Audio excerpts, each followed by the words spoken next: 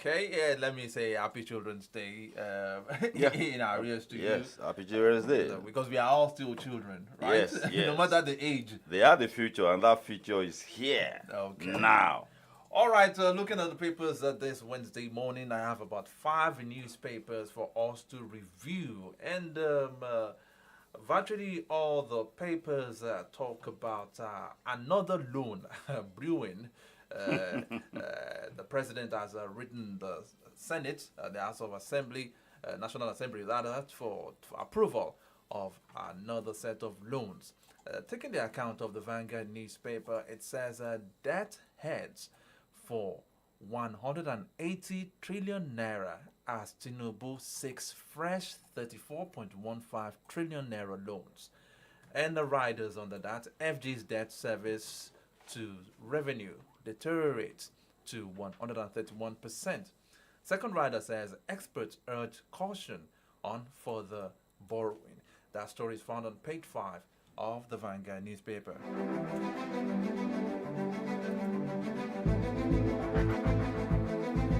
And still talking loans on the front page of the Punch newspaper, fresh $24 billion borrowing may balloon Nigeria's debt to 183 trillion naira. And there's a rider under that caption. National Assembly set to approve Tinubu's loan request. Foreign debt nears $70 billion. Economists worry over high debt servicing. And moving away from that story, I have this one saying PDP neck under pressure as INEC validates Wiki-backed secretary.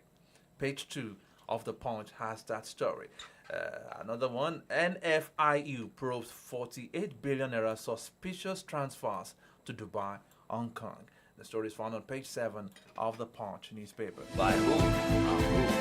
Well, the story has it.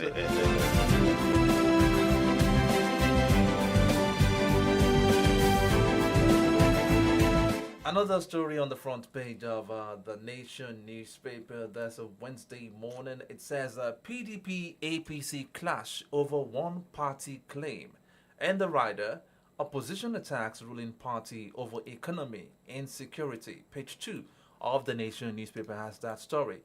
And this is a strong one coming from some examination bodies against, do I call it sanctions against people that engage in exam malpractices. Now, JAMB WAEC go tough on exam malpractices. Page 3 of the Nation newspaper has that story. You see, when they say they go to what are they going to do?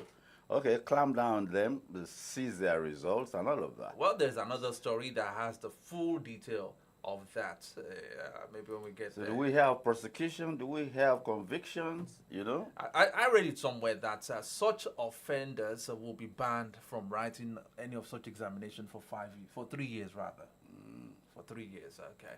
Now, moving away from that, Tinubu seeks lawmakers not to borrow 757 billion naira, $23 billion.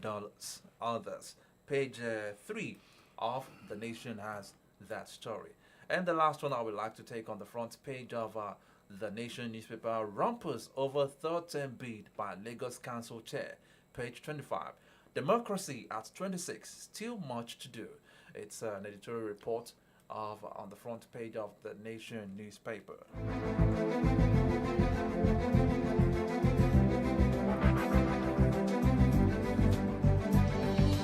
In case you're just tuning in, you're on to From the Daily Zone Solutions at 939 FM. And looking at the front page of the Guardian newspaper, fresh loans may push Nigeria's debt to 182 trillion naira.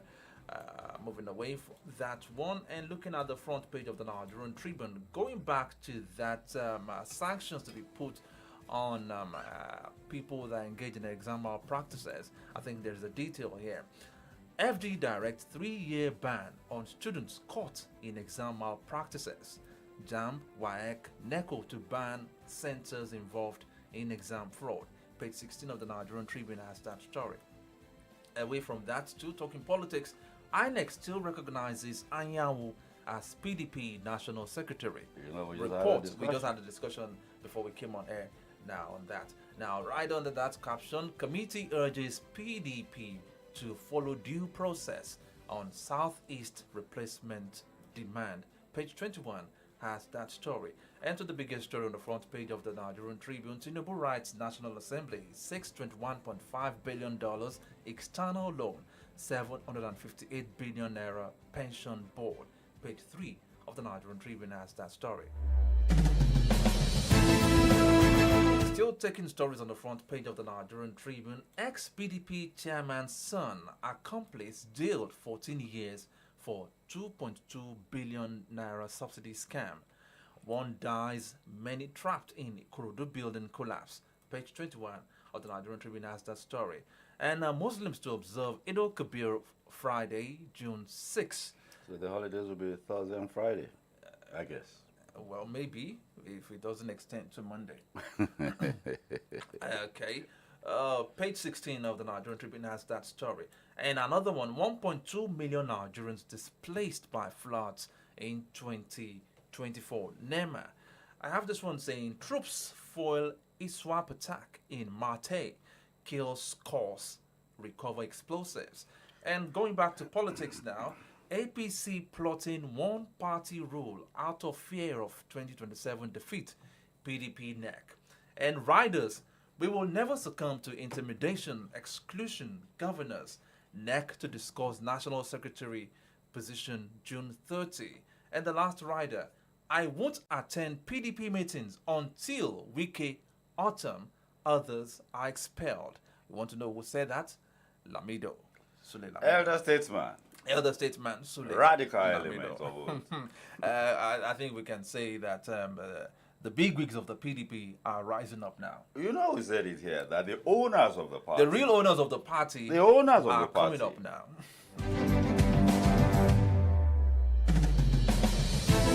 All right, it's 9:41 on 939 Solutions FM, and let's see the ball rolling now. And starting with this last story we took, APC plotting one-party rule out of fear of 2027 defeat, PDP neck.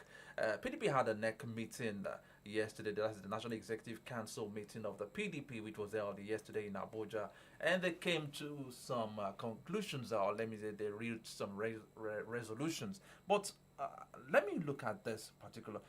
At the meeting, the neck meeting, some people were conspicuously absent. such as Atiku Abubakar was Yeah. absent. Sule Lamido was absent. And the lion from the River State, Nyesom Wike. I was think conspicuously absent. I don't think Wike is a lion. Wike is just like the Alsatian dog that barks ceaselessly. The backs is Leslie. Yeah. Okay, let's listen to some of the resolutions reached by the PDP NEC meeting yesterday. We have a lot of sounds to play this morning. It's still from the Daily Zone Solutions, not 3.9 FM. This is Damagon, the national chairman of the PDP, giving account of what happened.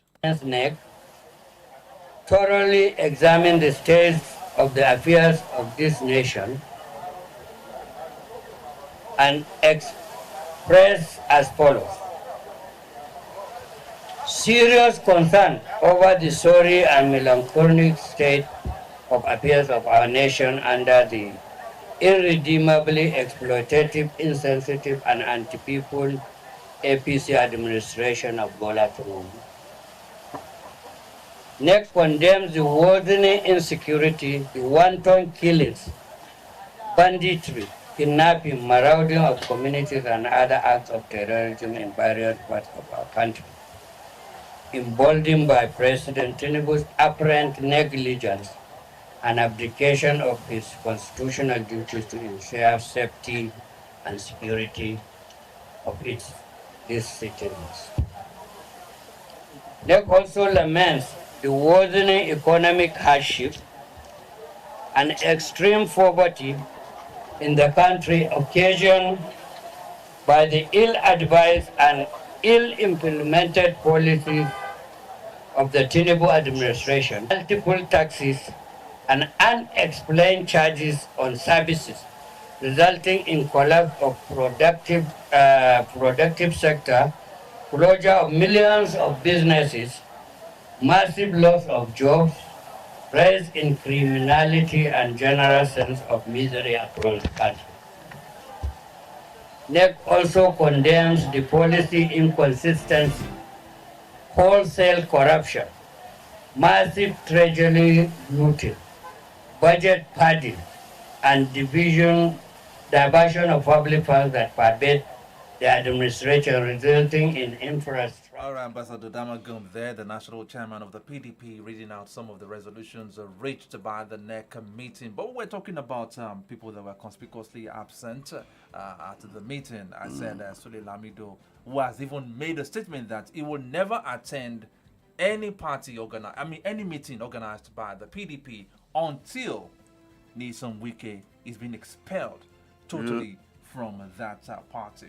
You know, Alhaji Sule Lamido, radical element from the 70s, a twin brother, so to say, of Abubakar Rimi, and political godsons of the leader of the Talakawas, Alhaji Aminu Kano, you know, dates back into and has been consistent, even in his being in PDP, you know. Of course, he was one of those who joined hands to rescue Nigeria from the Abacha, transition to Godot.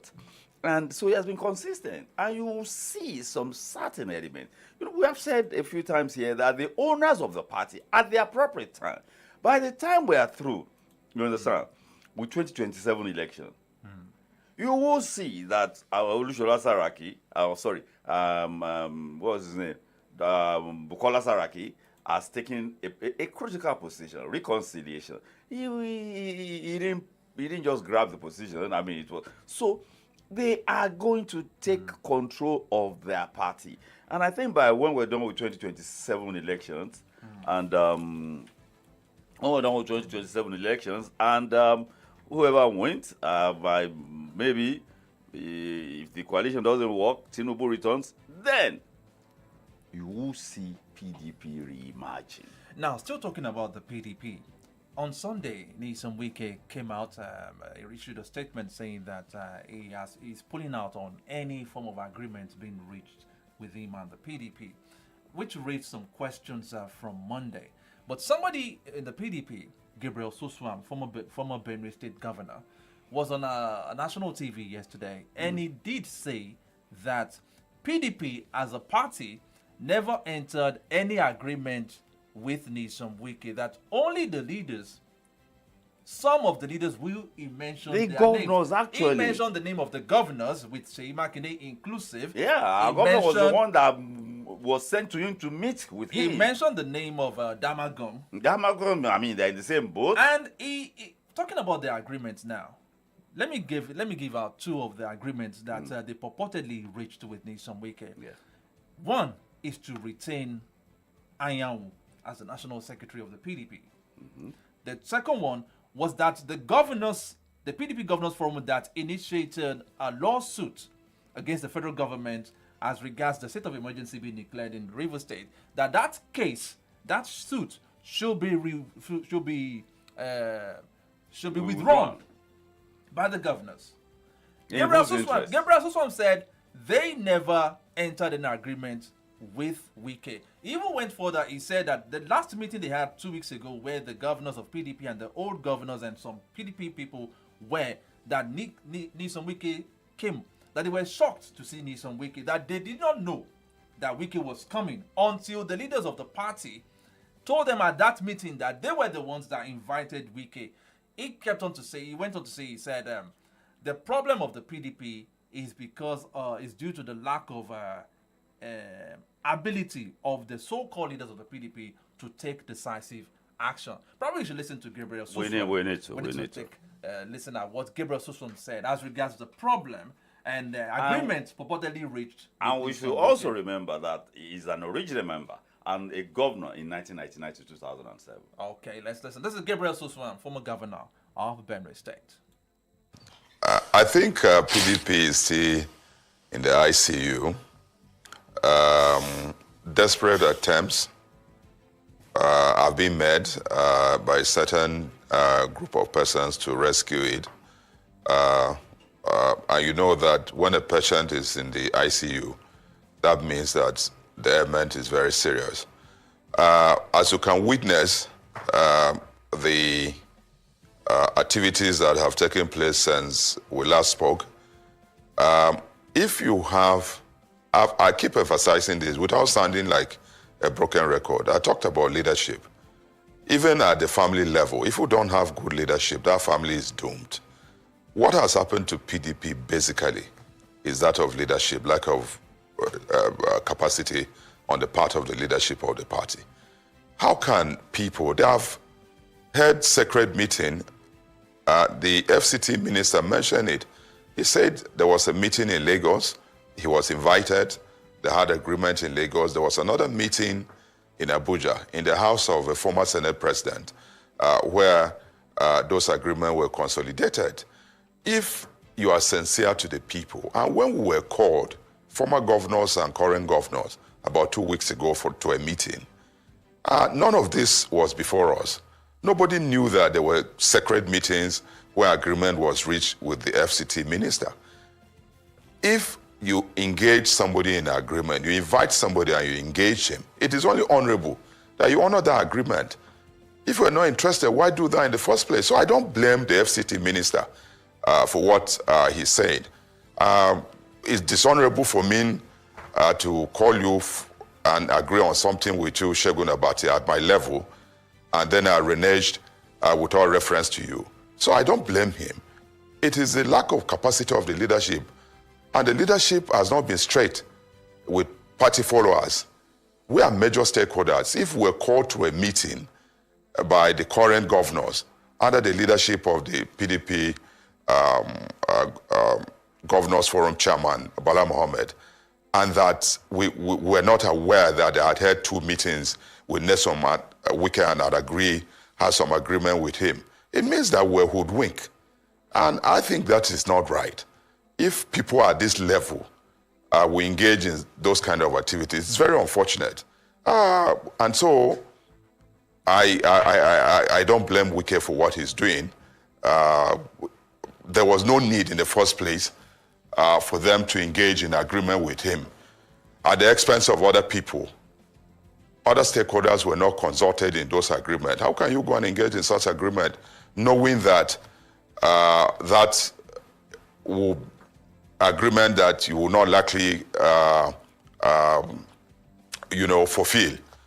There was no need for that. So I think that the leadership in PDP is the biggest problem that we have. I keep saying this, and it's any person I stand to be corrected.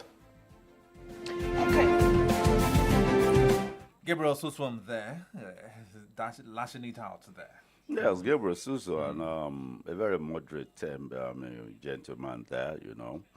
And the issue is this: leadership is key. You see, what are we talking about here? We're talking about the leadership of a party that at a point in time claimed to be the biggest political party in Africa, and that held sway for 16 straight years, you know, at the federal level. At the point in time was controlling 28 governorship seats in Nigeria. But how did PDP end up the way it did? Impunity. Impunity on the part of the leadership itself. So when impunity started, the whole thing descended to I, me, and myself, rather than the party. The party. You know, there was a point in time, you recall that when Obasanjo was going to run for second term, some people were going to challenge him, especially this Atiku, with the support of the governors who actually asked Atiku to go ahead. Atiku had the governors behind him. But the leadership, you know, of the party, the key elements of the party say, wait a minute, this is not how we started out. This is not what the intendment of the founders of this party. The intendment is to pacify the South, and it should be allowed, the South should have 2 straight terms. And everybody was called off. You understand? In the interest of the party. so that they will be men of honor. You understand? I mean, even in the midst of criminals and robbers, there is honor. When they have an agreement, they stand by it. So when impunity now started reigning, and everybody was sure of, whether you're going to be stabbed from the back or from the side or frontally, everybody started taking care of themselves. It's been perceived over a period of time now that Wike seems to be bigger than the party called PDP because they seem so untouchable. Look, Gabriel Suswan went ahead to address that particular issue of the fact that probably Wike is holding the party by the jugulars. And he had this to say. It is because the leadership of the party have not been up to their responsibility. If the leadership of the party has been up to their responsibility, these issues would have been settled. I say so. When I was running for the leadership Wike is the leadership of the party. I was very clear as to... Wike is, I put it to you, sir, Wike is the leadership of the party. Both the National Working Committee headed by the acting chairman and also the PDP Governors Forum, chairman Governors Forum, Governor Bala, because all of us had looked at him, looked towards him to provide that leadership, to be sincere to us, to make it clear to us what was going on. Nobody knows until Wike came up with that letter. None of us knew that they had held 2 meetings and had agreed with him on certain terms, which he knew the majority of the PDP people would not agree with. And so the leadership of the party, both at the level of the governors and at the National Working Committee, have not been straight. And so we'll continue to have this problem until they come out straight, which I believe at this stage, a lot of people are highly disenchanted and disgruntled. And that is why you see people gravitating towards anything that comes, because politicians move like water. If we block this side, they must move the other side. So if we block them in PDP, they must find a way to move to any other place. Some are moving to APC, some are moving to other political parties, some are moving into coalition. They must move. And so you don't think that there are no alternatives. In a democracy, that is why it's democracy, because there are alternatives. People must move. And so with what is up, I've listened to Governor of Akwa Ibom. Why I don't agree with a lot of things he said, he said something that made a lot of sense. He said he doesn't want to be in a party where, after he wins election, on technical basis, they will say the person who signs your form is not supposed to sign your form. And so on that basis, among the reasons that he gave, he's leaving. And I agree with him totally. Comrade, we addressed this thing on Monday on this program. Yes, that yes. statement regarding the governor of Akwa Ibom. Yes. And it is the Supreme Court that landed us in that location. And we cited the case of Ondo State. Until 48 hours to the election, Jekede and Jibo Ibrahim, nobody was sure who was going to be the gubernatorial candidate. And even around 2015 or thereabout, you will remember the tussle for national chairmanship, McAfee and that former governor of Borno. It went on for years, until a few days to a particular election. Nobody was sure which faction. Now that the Supreme Court has said it is no longer a business, you understand? It is a party issue. Affair. No, it's a party affair. But at the same time, the Supreme Court has said there is a secretary. So really can blame these governors defecting from the PDP to the It's been APC pragmatic. based on that very cogent and very serious issue. In Zamfara, people who scored no votes, they became members of our House of Assembly, members of the National Assembly, and a governor. Even in Rivers. Automatically. Even in Rivers, all members by default. So you got to do your calculations and understand what is happening and what could possibly happen. And then you are trapped. That's dangerous.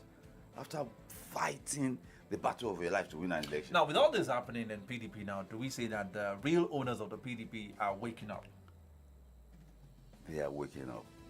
And Bukola Saraki is a strategic member of that group. He's probably the youngest of them, even at 62 or 61.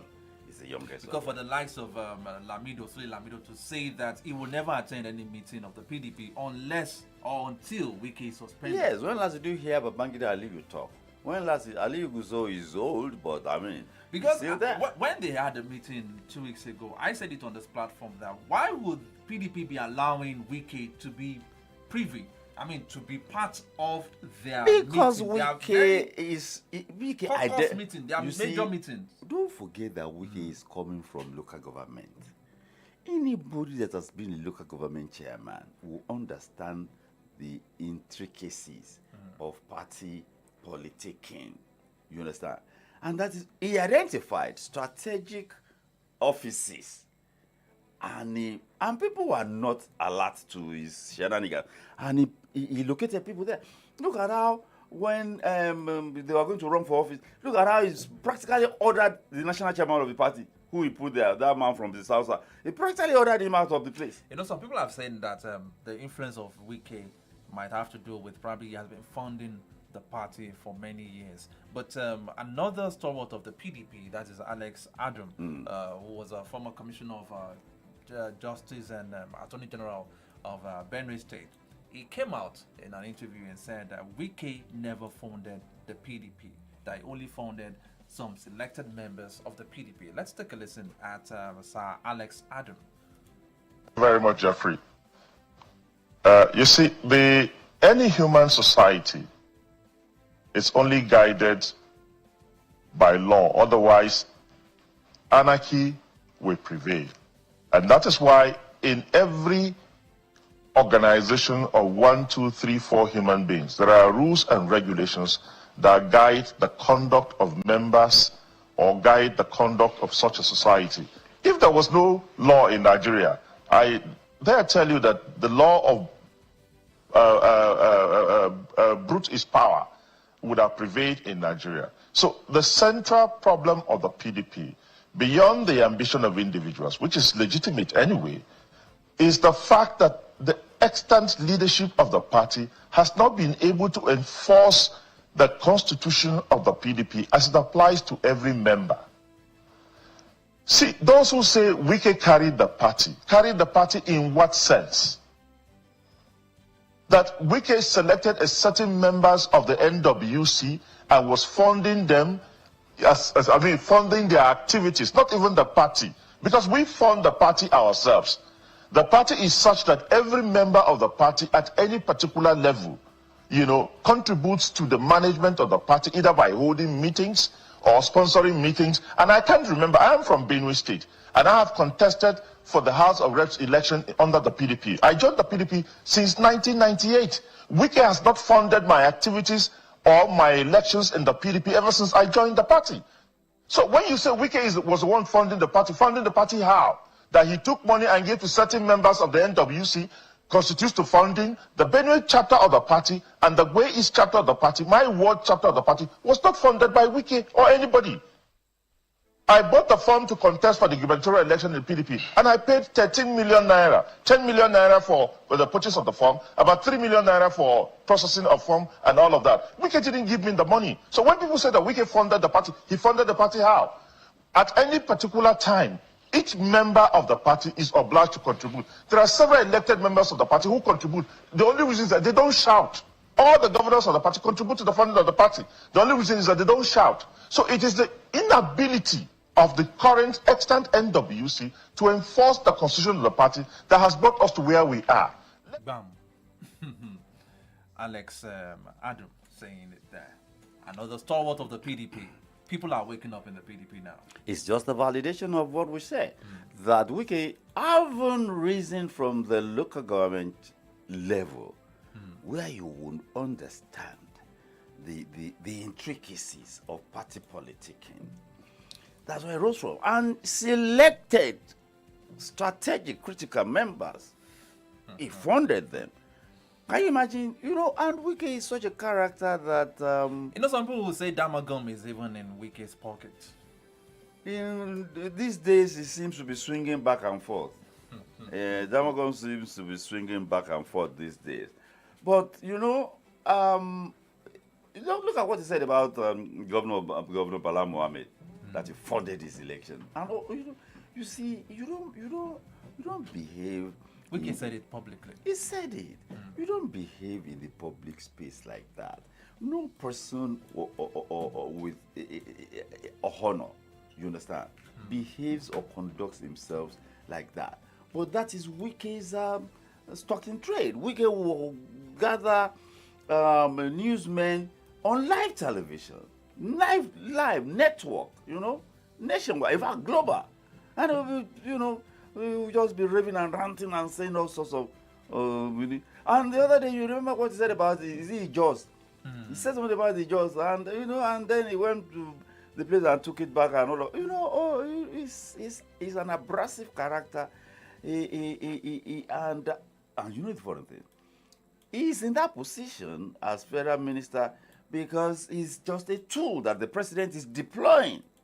And like we said, I don't think he's in control. A tool? He's a tool. To achieve what?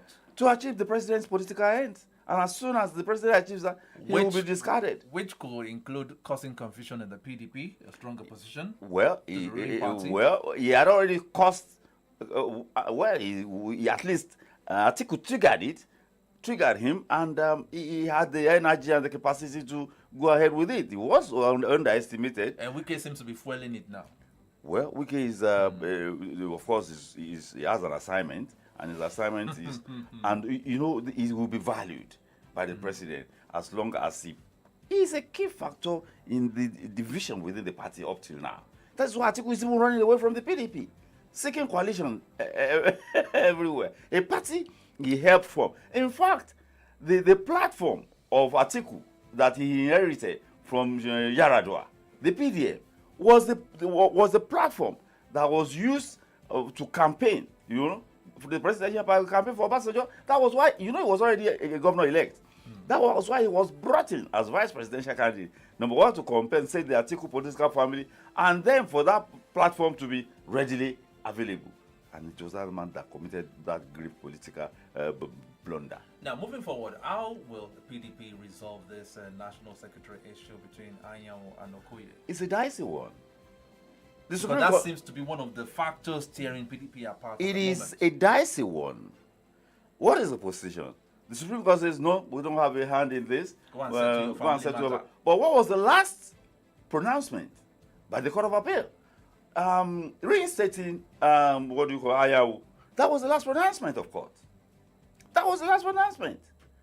Even if the Supreme Court says, it's a family affair, does that nullify the judgment of the Court of Appeal? Does it? I doubt it. So that is why even the Reconciliation Committee recommended that Ayahu, understand, be, allowed. And then, for how long? Anyawu's tenure, to the best of my knowledge, should expire by the end of this year. I don't think it's even run. I'm not sure. It's even up to that. I think that there's expected to have another elective, is it Congress or convention, but August or thereabout. So why can't they just let the sleeping dog lie and just move forward? The reason is that whoever is in charge of conducting that elective convention will play an important role. Delegates list and all of that. And Anyanwu is Wike's man. He's the secretary. So he's the secretary and Wike's man. And he will be in charge of whatever you decide. At the end of the day, the delegates list, you can hold your own delegates list. It is whatever delegates list the man comes up on the day of the Congress. Because the likes of Gabriel Suswam that you spoke earlier on are obviously not on the side of Anyanwu. Gabriel Suswam. You see, the man went to contest the election, resigned his position. According to the dictates of the party, he resigned. It's not as if you can't. He resigned his position, went to run for governorship. He was the candidate of the party and went to run for governorship position, and then he lost and he scrambled back to. And then of course, because of this membership of the NWC, the man wrangled his way back into the place. The other thing is very confusing. Meanwhile, they brought one guy, Ude Okoye, Ude Okoye. That one is still there. Now, even the Southeast... Ude Okoye is still laying claim to that national secretary. Yes, and then the Southeast caucus of the party, they have their own candidate. Apart from Ude Okoye? Yes. They don't have their own party. That's a precondition. In fact, what they said last week is a precondition for the Southeast caucus to remain in PDP. To remain. Do you see the reconciliatory committee headed by Bukola Saraki of the PDP being able to put all these matters to rest? Those who are not short period of time. Those who are not members of the PDP in their spirit. There are a lot of them in APC. After the 2027 election, they will start retracing their steps back to the PDP. It is a matter of time. So by 2028, you will see a reconfiguration. But will the PDP be able to get its house in order before the 2027 general election? I don't think so. Okay. It's 10:10 on Solutions 939 FM, still on from the dailies, and we're moving away from that issue that has to do with the PDP and talking about another national issue which has to do with borrowing now.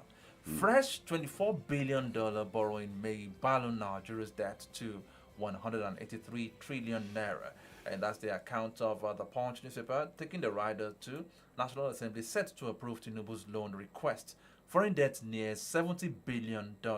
Economists worry over high debt servicing. Now, this is another set of debt. Loan coming to Nigeria.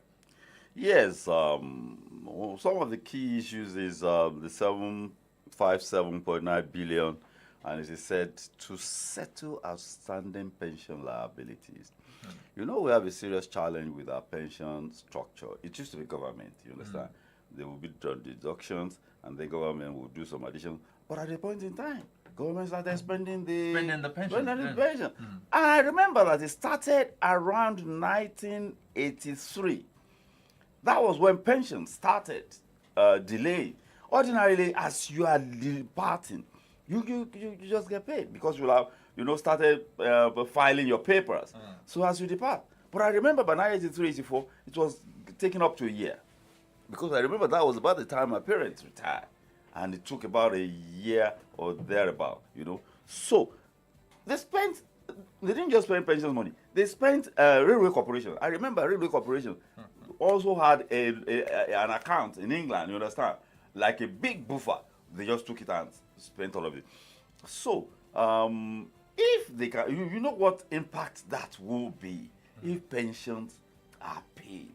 Money will be in circulation. They are retired. They will spend their money. Those who are still funding their children's education, those who say, okay, let me quickly go and complete my home, or and then make like so. When money is in circulation, that will still. But is this not adding more burden to the budget?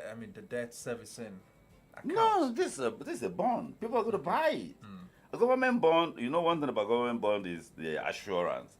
And another aspect is the prudence in utilizing this money rightly.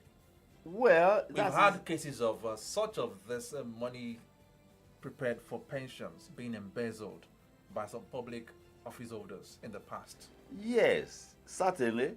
Mena was that man's name. Mena. I didn't want to mention his name. Well, I think he was convicted. Yeah, he was convicted. He was convicted. If he was convicted, that's no longer an allegation. Huge amounts of money being found, even in his children's account. That's no longer an allegation. If he was convicted, so that's criminality. So, what should be done to at least to avoid such? You see, I think I'm going to be brutally frank. The media is not doing enough. Okay, in what way? Please keeping track of all of these things. Keeping track. But you see, again, the ownership of the media is a key factor. If the media is owned by somebody with the bent towards the particular party that is in power, will you do that? No, you're not going to do it. So ownership of the media too is a key factor. And then, I don't think there's so much zeal. Everybody's just doing the same thing, and people can do it differently. Of course, there's another component, $25 billion US. They said they're going to be. Somebody was asking me this morning. They said they're going to be one of the things they want to do is. He talked about infrastructure. You understand? Infrastructure. I think they just want to spend. And of course, there is a what funding infrastructure gap this time around, because we had a president who spent huge amount of such loans to build a railway. Where? From railway where? Daura to Niger. Daura to Maradi to Sokaro to Maradi, and then Warri Itakpe. The original design of that Warri Itakpe was for the steel complex. It's not a commercial line. You understand? And then the Lagos Ibadan, you take me from Ido, you take me to Abeokuta. You first of all run me along Agege Mutor Road, and then you take me to Abeokuta. I will sit in a train for 3 hours when I can do Zoom between Lagos and Ibadan in 1 hour. You understand? Why don't you just run? Why don't you just run the rail line parallel to Lagos? Look, if you do that, there will be cities. Of course, cities are developing already. There won't be any gap between Lagos and Ibadan. Are you saying the railways being built by the Buhari administration then was a wasteful spending? Was more of a wasteful spending? Look, they're supposed to pay their way back. When will Lagos Kano Maradi pay its way? Even Lagos Ibadan. How many people are riding it? Lagos Ibadan rail. Yes. How many people are riding it? Not to talk of Warri Itakwe. It was not designed for commercial. It was designed to starve the steel rolling complex. Is the steel rolling complex working? No. And then the Kaduna Abuja. I think the Kaduna Abuja is the most profitable currently. What's the role of the National Assembly in all this? Because is it just to approve the loans or not to scrutinize the loan? Yes. What about after the loan is being obtained? Oversight functions. To ensure that these things are being used judiciously. The National Assembly is empowered by the Constitution, make laws, appropriate funds, and oversight functions. You appropriate. You have the power to appropriate, and you have the power to. That's why you have those committees. That's the essence of those committees. I happen to have worked in the National Assembly as a senior legislative assistant between 1999 and 2023. But what were they doing? You are just a member of a committee. Look, you are not a civil engineer. You are made a member of a committee of works, and then you go and inspect road. What do you know? What do you know about the road? They just backslap and exchange, stuff. If not for the guy that is Minister of Works now, who seems to be, doing a lot of work. So most of this money is for, the dollar content, we are told, is for infrastructure. That road is key, and they talked about rail lines and all of that too. And when construction is going on, that is likely to stimulate the economy. But at what price are we doing there? You understand? 1 kilometer at 1 billion naira, and maybe 1 kilometer away. I will go to other countries. They are doing it for a third of that. You understand? Those are the issues. Not that don't borrow money, but at the deployment of it, just like you said earlier on. And except for Serap and a few other people that are tracking and passionately tracking, can continue to do so. Okay, it's still from the Dailies and Solutions and 93.9 FM. Let's go on this commercial break. We'll be back to wrap things up on the program soon.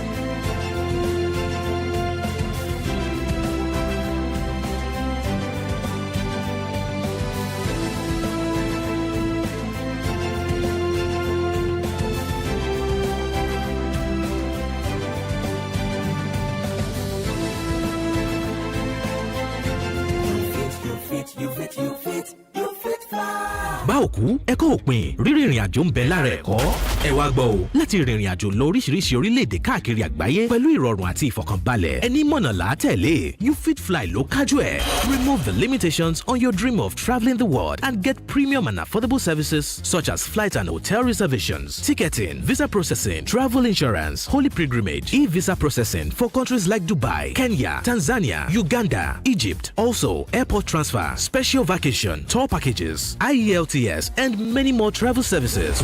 You Fit Fly ti ní ìrírí ọdúnmọ́dún pẹ̀lú ẹ̀rí máa jẹ́ mi nìṣó. We've secured partnerships and valuable relationships across the globe to make your traveling experience truly remarkable. For more inquiries, visit us at Success House, 7 Up Road, Oluyole Main Estate, Ring Road, Ibadan. Call 0901 111 1190. Visit www.youfitfly.com. You Fit Fly without limitations. Your comfort is important. If you're looking for quality, classy, comfortable, and imported furniture, Johnson A. Nigeria Enterprise is a place for you. At Johnson A. Nigeria Enterprise, we've got wide range of top-notch imported furniture for you at affordable prices. Name it: sofas, royal marble dining set, executive furnitures of all kinds, banquet furniture, bed and dressing mirror, kitchen cabinet, and lots more. Our intention is to make you feel comfortable always by providing quality furniture, whether at home, office, hotel, lounge and bar, and so on. Hurry now. Contact us today at Johnson A. Nigeria Enterprise, shop number AA 80 to 20, Railway Shopping Complex, Aleshiloye Market, and shop 8A to 11, Railway Shopping Line, by Alalubosa Junction, Iyaganku Railway Crossing, Ibadan. Call 0802 303 0550 or 0706 225 2649. Johnson A. Nigeria Enterprise, home of quality furniture made for you.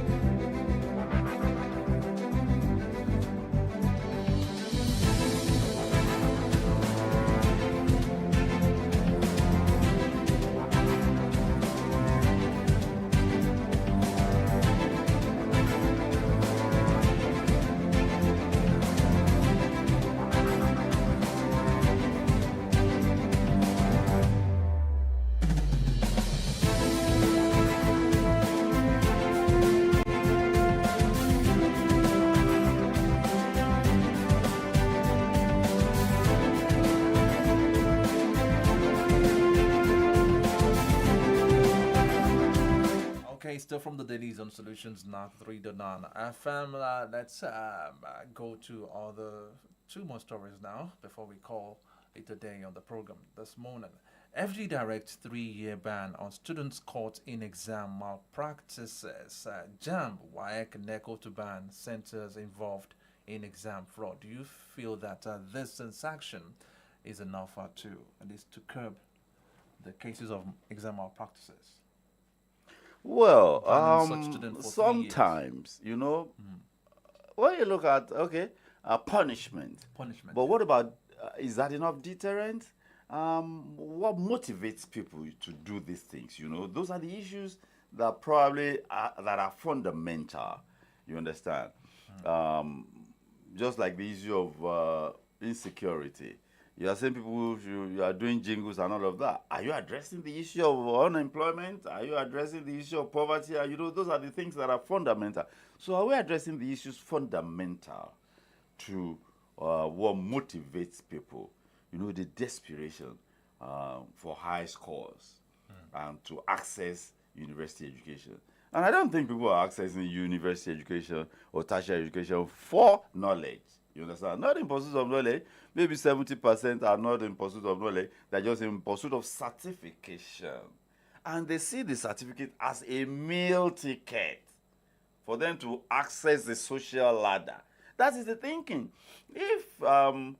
So maybe we should start looking at the issue of skills, technical education. We lack, when people there is this sense of what I can do for myself. When people have skills, not basically paper qualification that you have a bachelor's degree in this and that, and when you're actually tested in it, the application of your knowledge, there's a gap. So, but it is important that people know that there are consequences. Consequences for such. Yes, consequences, grave consequences.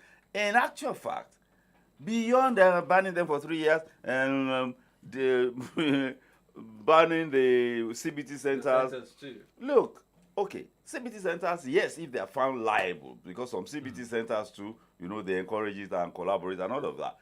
But what about prosecution? What about prosecution? It's just the same thing with election. People are caught on election days. But INEC and the security agencies, we don't hear anything about it anymore. We don't hear about it anymore. INEC is, for instance, doing voter education. What's the business of INEC? INEC is to conduct election. What's the business of INEC with voter education when you have an agency like NOA and all that? So, are there laws in the Constitution regarding exam malpractices? Yes, and I think it was just reduced when the military left. Some of those decrees just fell off, like that when they were not converted into be a part of. So you're suggesting including jail terms? It used to be under miscellaneous offenses. I think it was 21 years or something like that. Wow, 21 years. It used to be under miscellaneous offenses. The military would just do one heavy thing, death sentence, and all of that. But I think I know a few people have been tried, but whether convicted or not, they have collaborators. Everybody must be prosecuted. But you see, the problem is usually the diligent pursuit of the cases. A WAEC officer that is working in Lagos is giving evidence, and they do the next thing is that okay, it's good. They just transfer him to Sierra Leone. When they transfer him to Sierra Leone, they say the man has been transferred, and then the case will die. People have tactics of aborting and. I understand even more beyond what you're trying to explain. Okay, as we wrap things up, today is May 28th. Tomorrow will be May 29th. And to the glory of God, we've had 26 years thereabout of uninterrupted democracy. I remember May 29, 1999, very, very well when General Olusegun Obasanjo was sworn into office. And ushering this republic in Ibadan. Now, so let's do a pre-May 29 day today, and let's, so far so good, the kind of democracy we've played in the country. The kind of democracy are we developing? Developing? Are we growing? I would just say or are we retarding? I think we're evolving. There have been so many intrigues. So many dramas. People should understand that. So many unbelievable things have happened in Nigerian democracy. Yes. Which you and I know. People should, abracadabras and the likes. Yes. People should understand that democracy is not an event. Okay. It is a journey. And you see, people should also understand that the democracy that we crave, like the United States model, people are actively participating. You understand? People are not just sitting back and because it is sitting on the fence. Even the one that they say it is written in the scriptures, you have to enforce it. Even the so-called what do you call it? Okay, you have been reduced. You have to enforce it. You have to. There are certain codes by which you must abide. We must abide by the codes of democracy. People are desperate. People want to win at all costs. And people think after, I don't understand why I will say I want to serve you. And then the next thing is that people that were jobless, people that, were doing nothing, and then you start riding around in an SUV. One man told me in 1999, when he got to the National Assembly, the man, when he said he got to, what do you call it, Sheraton, of course he got into his room. Of course, sensor,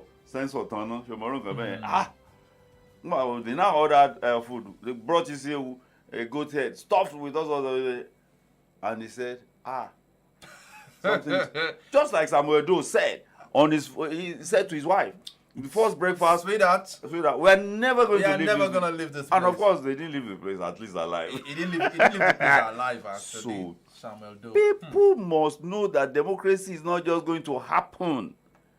We must all be involved. Look, everything is predicated on party politics. You must remember that. No independent candidate here in Nigeria. Now, you're not involved in party.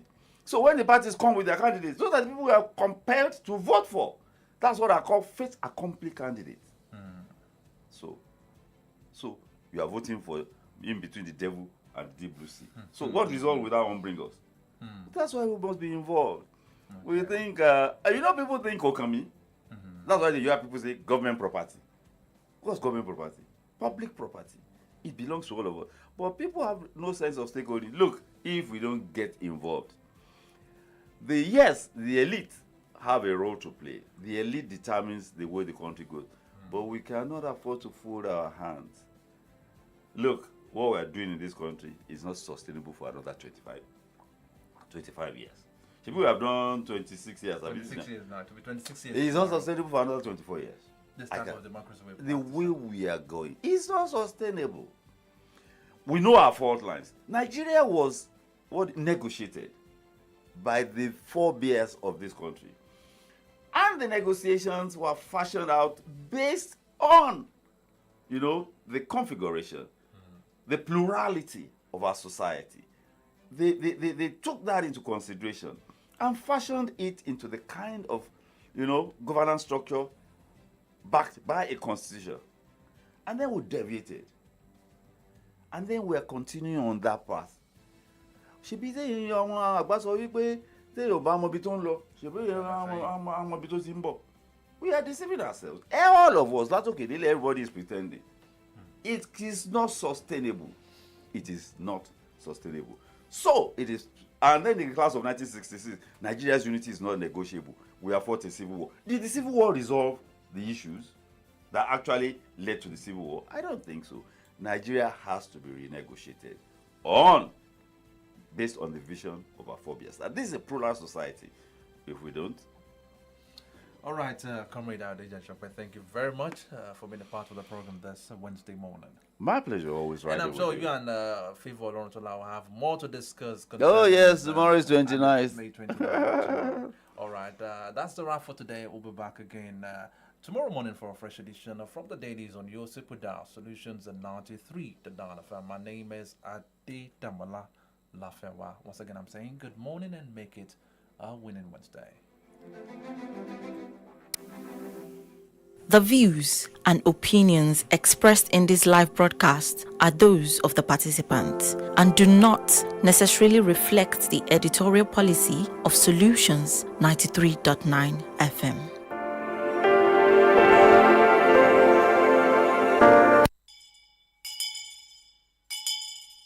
Diribusa.